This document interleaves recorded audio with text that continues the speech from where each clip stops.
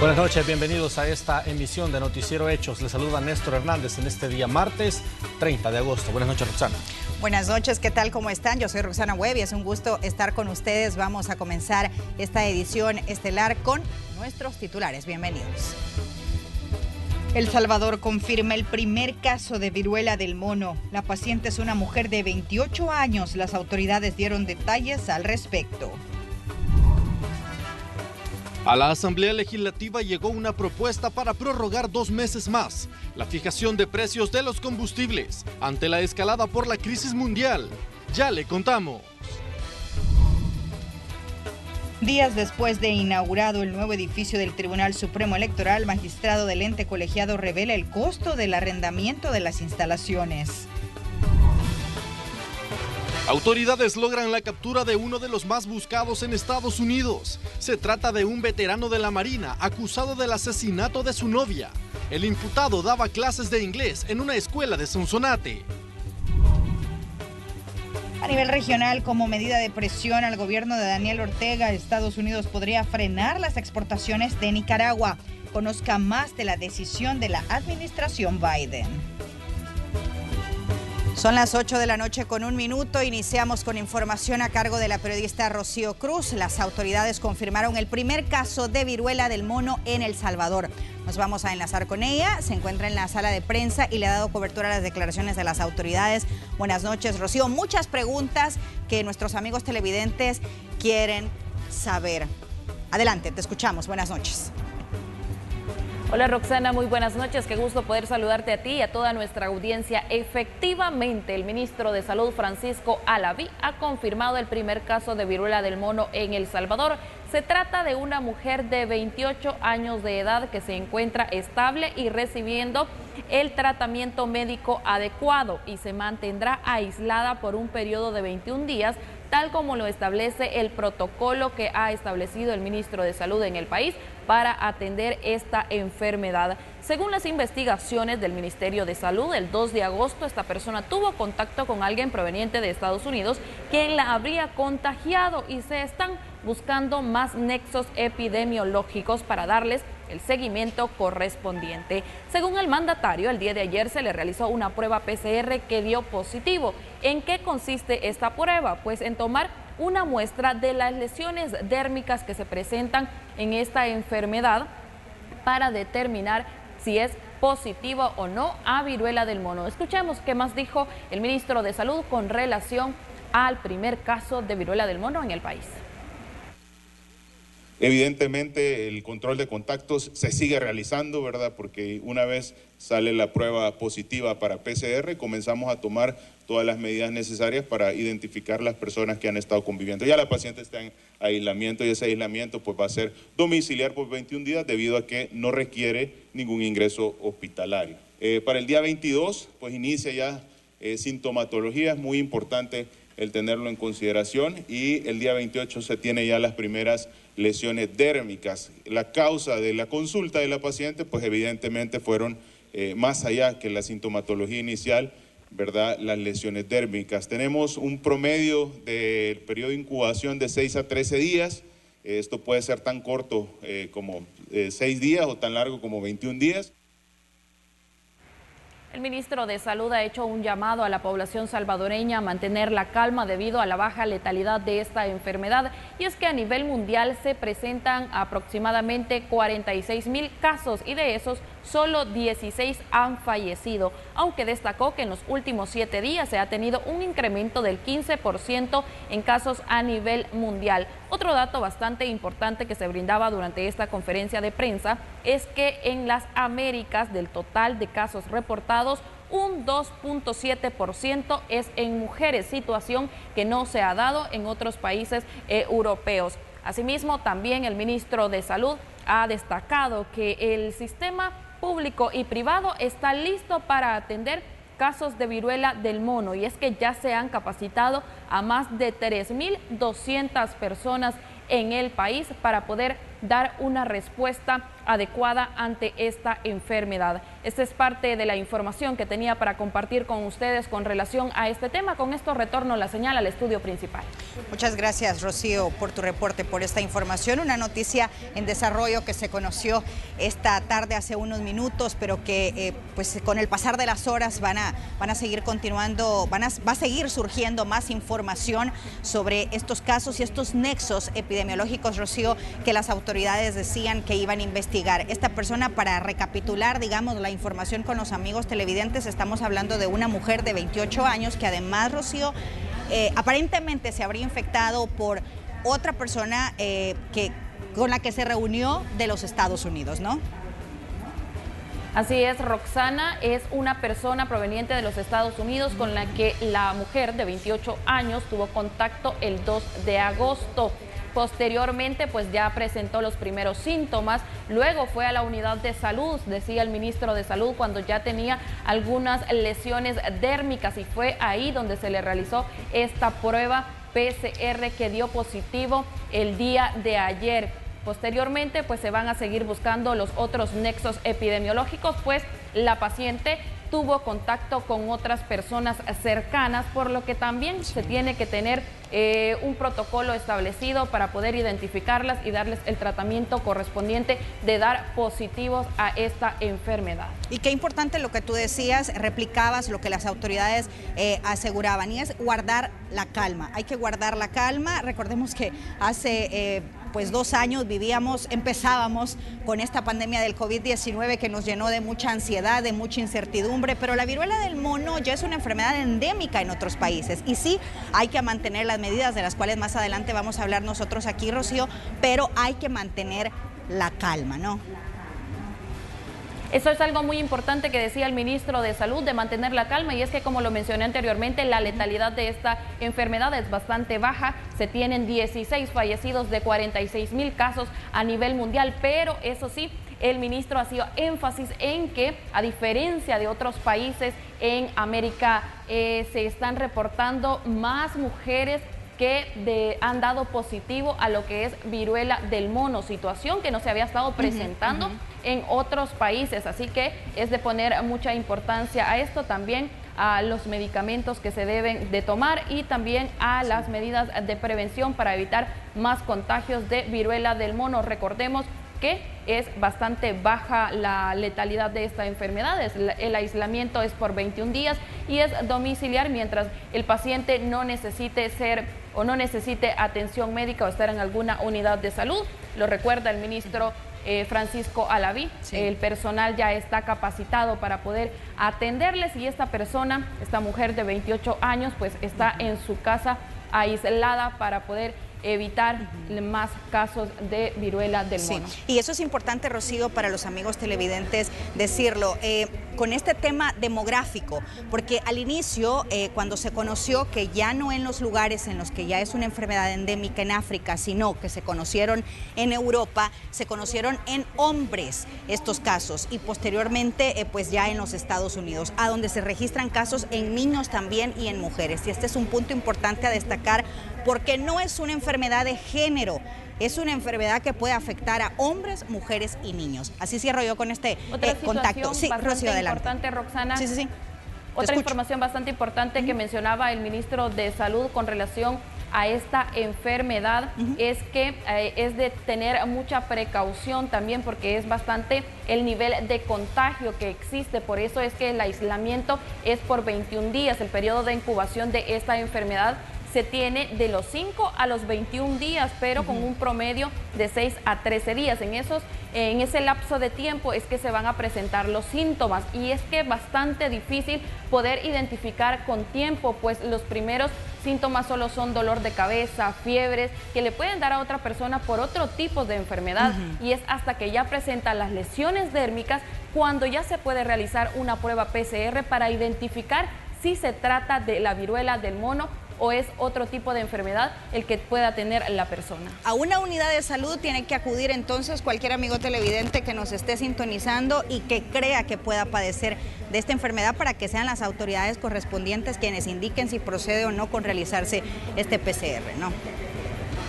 Claro que sí, hay que hacer mucho énfasis en que ante cualquier síntoma que esté relacionado con esta enfermedad, la persona puede asistir a cualquier unidad de salud para que pueda recibir la atención médica adecuada y evitar más contagios de esta enfermedad. Bueno, muchas gracias, Rocío. Gracias por tu completo reporte. Buenas noches. Buenas noches, Roxana, y buenas noches, televidentes. Y bueno, la viruela del mono sigue siendo una emergencia de salud global. No hay que bajar la guardia. El mundo sigue experimentando un alza en el número de casos, pero ¿dónde surgió esta enfermedad? ¿Cuáles son sus síntomas? ¿Y podría convertirse en otra pandemia?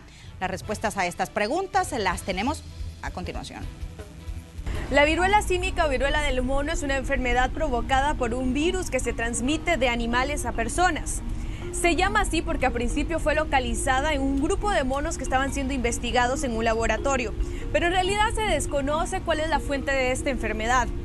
Lo que sí se sabe es que primates no humanos y roedores africanos son portadores de este virus y pueden convertirse en vehículos de transmisión. El virus fue localizado por primera vez en 1970 en la República Democrática del Congo. Desde entonces, la mayor parte de los casos eran registrados solamente en el continente africano. Sin embargo, es hasta el 2003 que un caso es registrado fuera de la región por primera vez, y fue aquí, en los Estados Unidos. En la actualidad, el virus está presente en 83 países con más de 25,000 casos confirmados. Esto de acuerdo con los Centros para el Control y Prevención de Enfermedades. Pero, ¿cuáles son sus síntomas? Los síntomas son parecidos a la viruela tradicional, pero más leves. De acuerdo con la Organización Mundial de la Salud, el periodo de incubación dura entre 6 a 13 días, pero puede variar de 5 hasta 21 días y se divide en dos fases. Fase 1, periodo de invasión. Tiene una duración entre 0 a 5 días y los síntomas más comunes son fiebre, dolor de cabeza intenso, inflamación de los ganglios linfáticos, dolor muscular, dolor en la parte baja de la espalda y falta de energía. La fase 1 va desde el momento de la infección a 5 días y comienza a manifestarse los primeros síntomas. Fase 2, periodo de asentamiento. Tiene una duración entre 6 a 13 días y los síntomas son lesiones cutáneas. En la fase 2 comienzan a notarse erupciones cutáneas que suelen aparecer después de la aparición de la fiebre. Las ampollas pueden concentrarse en la cara, dentro de la boca y las extremidades. ¿Y cómo se contagia? Las personas que tienen la enfermedad son contagiosas mientras tengan síntomas. Y la forma más común de transmisión de esta enfermedad es por el contacto físico, estrecho y prolongado. Pero también hay otras formas, como la saliva o partículas respiratorias. Y también por el contacto de objetos contaminados como sábanas o ropa. ¿Y existe tratamiento? Pues se ha demostrado que la vacuna contra la viruela tradicional es 85% efectiva para prevenir la viruela del mono. Así que aquellas personas que recibieron esta vacuna pueden presentar síntomas mucho más leves en comparación a aquellas que no la recibieron. Sin embargo, estas vacunas ya no están disponibles para el público general. Si bien ya existen vacunas para prevenir la viruela del mono, el acceso a ellas es muy limitada. Aún así, aquí en Estados Unidos ya se está distribuyendo la vacuna en varias partes del país, por lo menos en aquellas que están siendo más afectadas por este virus. De acuerdo con Naciones Unidas, debido a la naturaleza de este virus y su forma de propagación, representa un riesgo menor comparado con la viruela tradicional que golpeó a poblaciones enteras siglos atrás en todo el mundo. Y expertos también señalan que es muy poco probable que se convierta en una pandemia como la que es hoy el COVID-19. Para La Voz de América, Catherine Rivera, Washington. Y Estados Unidos registró su primera muerte de una persona con viruela del mono, que según el Departamento de Sanidad de Texas, tuvo lugar en ese estado del sur del país. El infectado era un adulto y estaba gravemente inmunocomprometido. Según los últimos datos de los Centros de Control de Enfermedades, los CDC en inglés, de este pasado lunes, Estados Unidos acumula el mayor número de casos mundial de viruela del mono, con 18.101 de un total de más de 48.000. En tanto, Brasil, el tercer país con mayor número de casos de esta viruela tras Estados Unidos y España, registró su segunda muerte por la enfermedad, con lo que ya figura entre los países no endémicos con mayor número de víctimas, debido a que en el mundo los fallecidos no pasan de 13.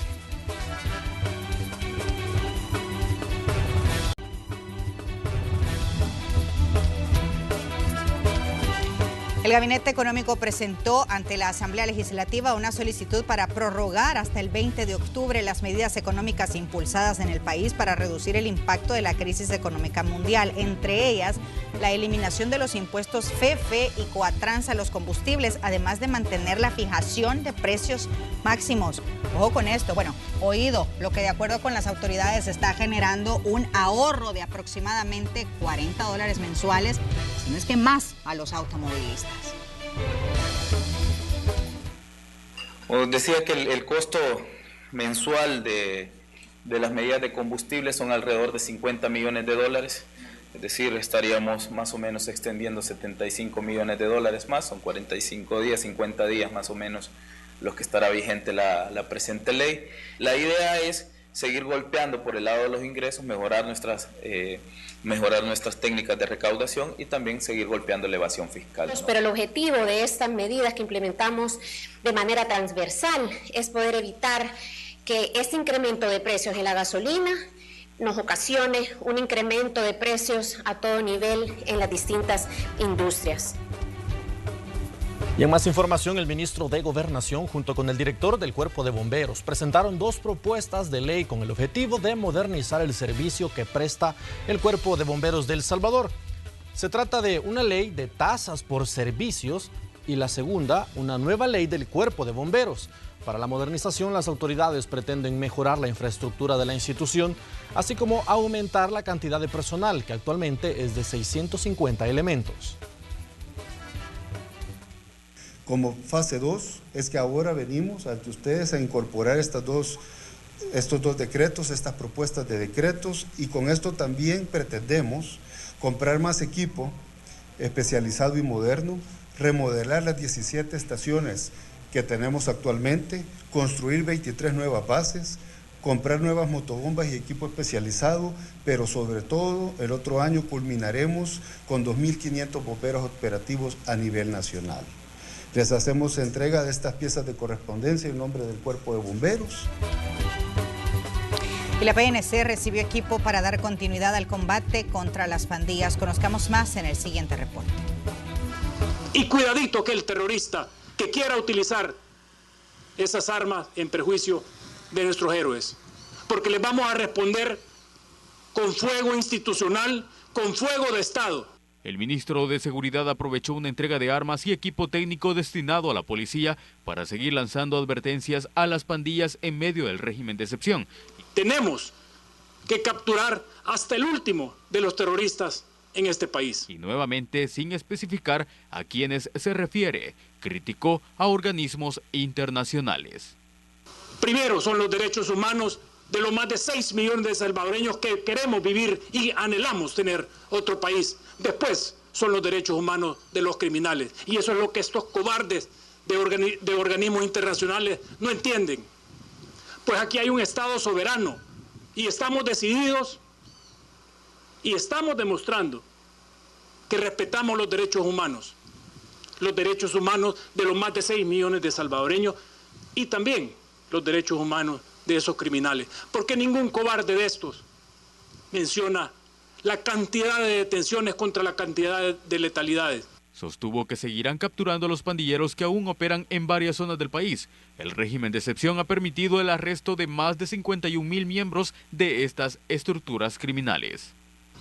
Porque cada terrorista que esté en nuestras comunidades lo tenemos que capturar, someter y llevar ante la justicia. En medio de esa lucha contra el crimen organizado, la PNC ahora cuenta con equipo adicional, más de 1.000 pistolas, 3.000 chalecos antibala, 1.000 fusiles de asalto y todo será distribuido para las fuerzas especiales de la PNC. Vendrá a fortalecer el trabajo en el territorio que día a día realizan o desarrollamos tanto en las zonas urbanas como rurales. Los funcionarios dijeron que pronto entregarán más equipo especializado para la PNC. La cartera de seguridad para el presupuesto de la Nación 2023 sería una de las prioridades del Ministerio de Hacienda. Este es un informe de Dani Guarita para la Red Salvadoreña de Medios. Y la Policía Nacional Civil capturó en las últimas horas a Raymond McLeod, un ex miembro de la Marina estadounidense, quien se encontraba dando clases de inglés en El Salvador, pero estaba en la lista de los 15 fugitivos más buscados en su país, señalado de asesinar a su pareja Crystal Mitchell, de 30 años de edad, en San Diego, California, en el año 2016.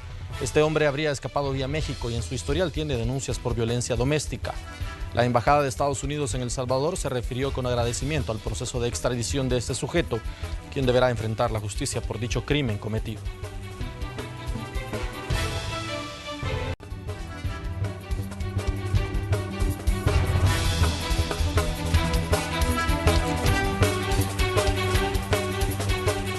El Tribunal Supremo Electoral planea adquirir el nuevo edificio de oficinas administrativas que fue inaugurado recientemente. Así lo aseguró el magistrado Guillermo Wellman, quien además se refirió al costo mensual del alquiler del inmueble. $70,000 mensuales es lo que cancelará el Tribunal Supremo Electoral por el arrendamiento de las nuevas instalaciones del edificio corporativo que está ubicado entre la 87 Avenida Norte y Primera Calle Poniente de la colonia Escalón. Y según el magistrado Guillermo Wellman, esta cifra es menor al costo de alquiler de los inmuebles que antes eran utilizados como oficinas. Anda por los $68,000 o $70,000. Conste. Eso no incluye el mantenimiento, que es la edad. Pero las casas andaban más o menos en lo mismo, pero prácticamente nosotros las casas las teníamos como que fueran de nosotros. ¿Ah? Que se arruinaba un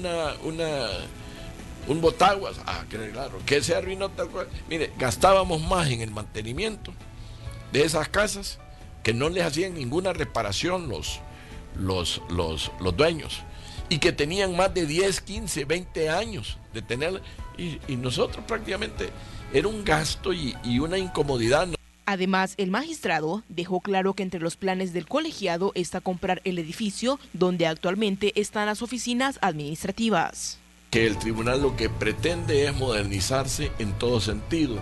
Si bien ahorita estamos arrendando ese edificio, está en los planes de este tribunal, no de Guillermo Wellman, que quede claro, del organismo colegiado, está entre los planes de ver si ese edificio se puede adquirir, porque allí estaríamos completos todos. El magistrado además se refirió a los atrasos de la Comisión de Reformas Electorales, donde aún no define la modalidad del voto en el exterior y que vendría a complicar el Plan General de Elecciones. Con el tema famoso del voto en el exterior, que todavía no está definida la modalidad. Sin embargo, este tribunal considera que estamos bien, ya es tarde para implementar una nueva modalidad y estamos trabajando, porque no podemos quedarnos sin tener algo como tribunal. Entonces hemos pensado en el voto postal. Además dijo que aún no definen de cuánto será el presupuesto electoral para estos comicios, que por su complejidad se realizarán en 2 fechas. Nos ha retrasado un poco el tema del plagel para el voto en el exterior. Sin embargo, hemos estado trabajando con un plagel sin la legislación adecuada de la modalidad que se va a emplear en el voto en el exterior. El padrón electoral para las próximas elecciones es de 6.061.000 personas, incluyendo los salvadoreños que radican en el exterior. Informó para Red Salvadoreña de Medios, Jennifer Flores. ¿Ya probaste el nuevo jabón Venza? Descubre el lado Venza de la vida con frescura extrema y protección total. Y uno de nuestros equipos recorrió algunas calles de San Salvador y paradas de buses donde se constató las condiciones en las que viajan los usuarios de transporte colectivo. Veamos el informe. Son imágenes que captamos sobre el final de la carretera troncal del norte. Aquí, a diario, cientos de usuarios del transporte público de diferentes rutas de buses y microbuses que viajan desde la zona norte de San Salvador hasta la capital, viajan de esta manera. Por ejemplo, en esta unidad de la ruta 38F, las personas van colgadas a la orilla de las puertas que tendrían que ir cerradas. Pero ellos no son los únicos que incumplen la ley. También grabamos la ruta de la 109, donde se observa cómo la cantidad de pasajeros sobrepasa la capacidad permitida. para este tipo de transporte. Don Jaime ante esta situación dice que prefiere esperar a que alguna coaster circule con las condiciones adecuadas. Hay opciones, es decir, si usted puede viajar en el bus, pero hay que tener paciencia, realmente hay que tener mucha paciencia. ¿Qué cree usted que se puede hacer para mejorar eso en el transporte público? Mire, ahí definitivamente lo que hay que hacer es tomar en cuenta pues lo de las multas. Sobre la Quinta Avenida Norte en San Salvador se repite la misma situación. Las unidades del transporte colectivo que transitan en la zona van abarrotadas, pero ante la necesidad de viajar, los motoristas se aprovechan y rebasan la cantidad de pasajeros permitidos por la ley. Vienen polarizados los buses, entonces cuando uno los va a agarrar, ¿qué sucede? Piensa que va vacío. Entonces ellos aprovechan esa polarización para que el cliente, o sea, nosotros no detectemos cómo va. Entonces lo que le interesa a él es facturar. Ahí los ponen a nosotros en peligro. Y como también en vez van bien en carrera peleando, pueden haber choques. Y ya han habido ya. Está muy malo, sí. A veces se han caído los muchachos. ¿A quién cree usted que se debe la culpa? ¿Al motorista o a los pasajeros? Bueno, los dos, porque como quiere llegar uno. Por este tipo de acciones, una persona ya fue detenida por las autoridades en el departamento de Sonsonate por conducción peligrosa. La policía aseguró que seguirá capturando a quienes pongan en riesgo la integridad de la población. Aldair Tadeo, Noticiero Hechos. Descubre la innovación con los nuevos lubricantes Repsol. Reinventamos nuestros lubricantes probados en las altas competiciones. Cuentan con tecnología y aditivos de última generación. Encuéntralos en Diparble El Salvador, importador autorizado. Y en el centro histórico avanza la segunda etapa de la revitalización de la alcaldía de San Salvador. Ya retiró las ventas informales de 36 cuadras, pero el edil capitalino anunció que harán nuevas intervenciones la próxima semana en otras calles. La calle Arce es una de las más representativas del centro de San Salvador. Durante años se mantuvo saturada de ventas informales que cubrían la fachada de edificaciones históricas, pero que ahora han quedado al descubierto nuevamente, luego que la comuna capitalina retirara 500 puestos ubicados en 36 cuadras de la zona, como parte de la segunda fase de este ordenamiento. Estamos recuperando una calle con un gran simbolismo, por muchas razones. Una de ellas es que esta calle fue la primera calle ocupada desde hace medio siglo, es decir, tiene 50 años de estar ocupada. Aquí iniciaron las ventas por cuenta propia en la calle, en el centro de El Salvador. La Casa Mata, que data de 1890, por ejemplo. El almacén Ballet, que data de 1878. La Casa Dreyfus, por ejemplo, construido en el 1910, y muchos edificios más. Las cuadrillas de la unidad de desechos sólidos continuaron retirando escombros y limpiando las diferentes calles, ya que, según el alcalde de San Salvador, Mario Durán, posteriormente estas arterias serán reparadas por la Dirección de Obras Municipales, volviendo más atractivo el centro histórico, tanto para los turistas como los inversionistas. La inversión en el centro histórico, ya lo hemos dicho, va a ser una inversión millonaria. Ya está licitada, por ejemplo, el cableado y la parte de infraestructura de la Rubén Darío, lo cual solo vamos a contar 20 millones de dólares en una calle. La DOM va a intervenir en estas calles que ahora estamos liberando, que estamos sobre ellas. No han visto un asfalto en 50 años y la van a ver pues en los próximos días. Estamos dando un paso también, no es el último, aún nos falta recuperar varias zonas en el centro histórico para todos los salvadoreños. Pero las intervenciones de la comuna capitalina no han finalizado. El edil dijo que 500 puestos más serán retirados la próxima semana en otras calles cercanas que también se mantienen ocupadas por ventas informales. Se iniciará con la primera avenida norte entre la Alameda Juan Pablo II y primera calle Poniente, y la tercera avenida norte entre la Alameda Juan Pablo II, que es donde ustedes vienen para recorrer aquí, y la primera calle Poniente. la tercera avenida norte entre la avenida Juan Pablo, y la primera calle poniente, que prácticamente es desde el parque infantil hasta el Hula Hula.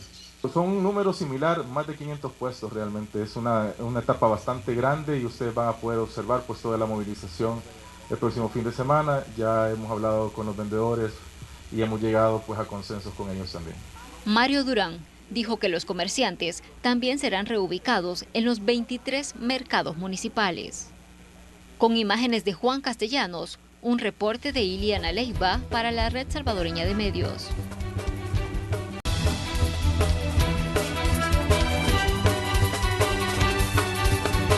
El gobierno del presidente Joe Biden sopesa frenar las importaciones de Nicaragua a través del Tratado de Libre Comercio entre Estados Unidos y Centroamérica, según dijeron a La Voz de América funcionarios que conocen tales planes. La economía de Nicaragua creció el año pasado más de un 10%, en buena medida por el dinamismo de sus exportaciones tanto en volumen como en valor. Pero esa tendencia podría revertirse si Estados Unidos decide frenar las importaciones del país centroamericano, como medida de presión al gobierno de Daniel Ortega. En mi opinión, eso podría tener un mayor efecto que suspender a Nicaragua del CAFTA-DR. Ryan Berg, investigador del Centro de Estudios Estratégicos Internacionales, explica que más del 60% de las exportaciones nicaragüenses tienen como destino Estados Unidos, razón por la que la medida sería contundente. De esa manera, recibirían menos fondos las fuerzas de seguridad que integran el Estado policial, el aparato cotidiano que emplea el régimen para enfrentar las protestas y mantener a raya a la oposición. El movimiento sería la salida que la Casa Blanca habría encontrado para limitar la participación de Nicaragua en CAFTA, tras haber concluido que no tiene autoridad legal para sacar a un país miembro del tratado, según indicaron funcionarios a La Voz de América. Managua no ha respondido a la consideración de Estados Unidos de frenar las importaciones, pero en reiteradas ocasiones funcionarios del gobierno sandinista han expresado la intención de mirar a China para diversificar su comercio. El economista Marcos Peña cuestiona el discurso oficial. El establecer relaciones comerciales con estos países que están lejos de nosotros y que culturalmente, digamos, somos muy distintos, Estados Unidos sigue ahí, ¿verdad? Y sigue siendo parte del orden económico mundial. La decisión de la Casa Blanca de presionar al gobierno de Daniel Ortega no es solo un mensaje para Nicaragua, sino para toda Centroamérica, según dijo a La Voz de América Evan Ellis, profesor e investigador de estudios latinoamericanos. No veo que nada de esto va a restaurar democracia, pero es un señal a otros en la región en este momento que contempla de seguir este camino hacia la dictadura. A pesar de que Washington ha propuesto una negociación abierta a Nicaragua para resolver la crisis sociopolítica que vive el país desde hace 4 años, las autoridades nicaragüenses siguen desoyendo el llamado. Jorge Agobián, Voz de América. Es todo, muchas gracias por habernos acompañado. Buenas noches.